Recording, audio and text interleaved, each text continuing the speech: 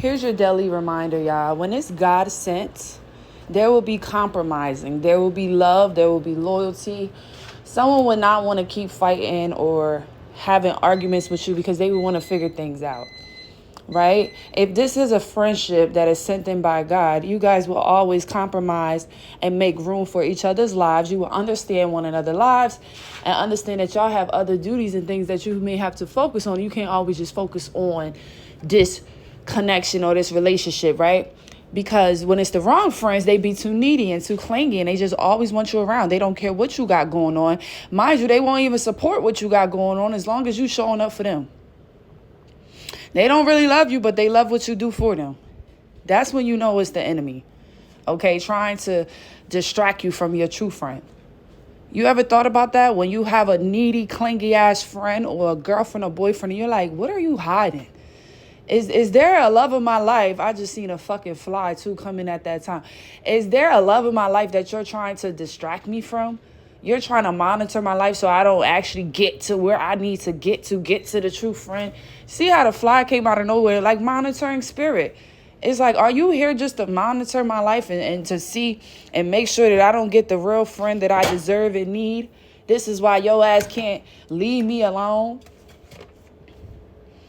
Oh my gosh. It's like they be ready. They be listening, waiting for you to tell them what's going on with your life. You ain't talked to folks in months and years, and they thinking that you finna just open up to them about what's going on in your life. That ain't God sent. A God sent person know not to mind. They know to mind your fucking business. They know not to ask you shit if you ain't giving. Why are you asking somebody about their relationship if they're not openly, willingly telling you about it? Boundaries. Confirmation. A bad friend, they don't care. They going to overstep them boundaries. They going to ask you shit that they shouldn't be asking you. They going to be in your business about things that they shouldn't be in your business about. Okay? They going to be asking you about toxic things. Make sure that you're still in that toxicity so that you can relate to them. They can relate to you. Once you become unrelatable to these people, now they don't like you. Now you doing too much. Now you love yourself too much. Now you ain't shit. Now you was never loyal. Now you was never their friend. That's not the right friend. That's not a God-sent person for your life.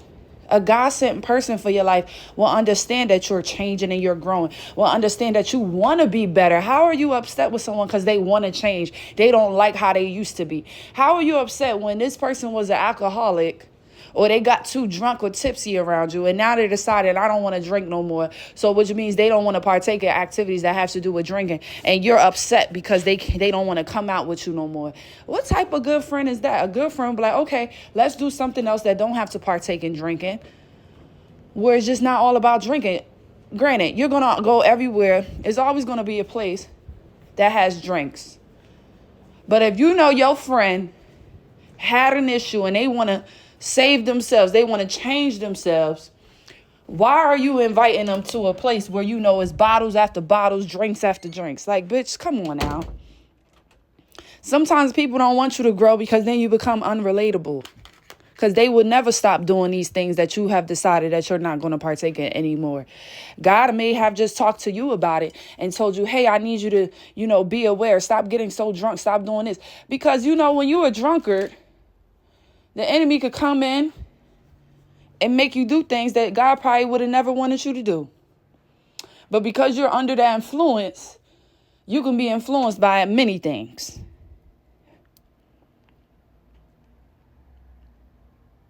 There is a difference from a God-sent friendship. If something hurts you or bother you, they're going to come forward and apologize immediately. They're not going to dwell on it, having you feeling bad or feeling like you the problem, you did it, you caused the issue. No, they're going to come in and apologize when they're wrong and try to make things right. If someone actually values your friendship, if someone actually values you being in their life.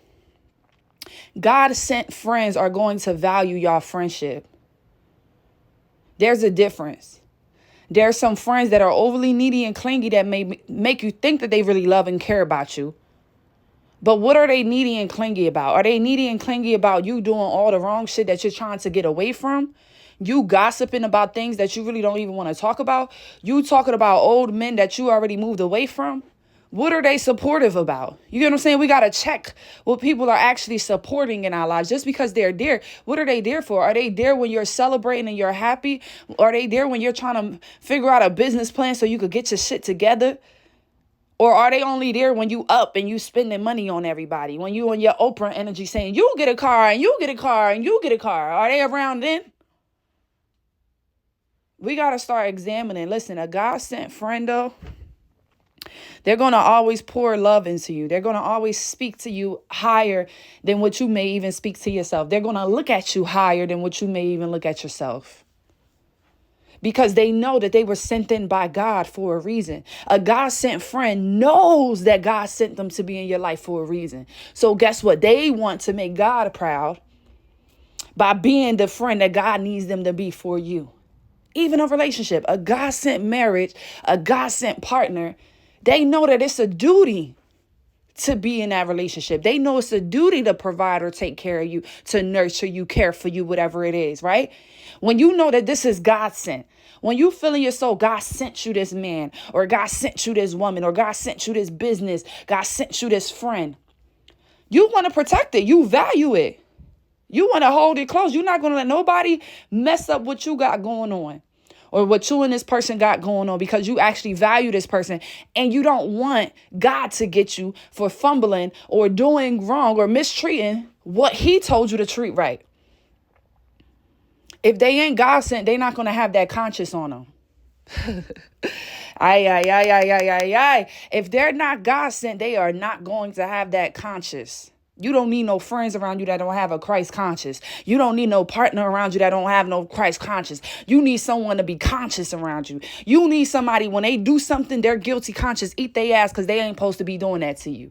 It's a lot of people, they don't have no soul, they don't have no feelings, because they never cared about you. If they don't care about you, they don't have feelings for you. If they really don't care about you, they're not going to feel what you expected them to feel. Their guilty conscience is not kicking in because they don't feel guilty, because they don't have no feelings for you. If a motherfucker don't care, they really simply don't care. I don't care how many times they smile in your face, how many times they celebrate your birthday or celebrate your celebrations with you. If they not in the field, they really don't give a fuck about you. A lot of people don't be in the field. This is why they jealous, they envious, because they don't really realize all that you have to go through to get to where you're at right now. They just see you at the top.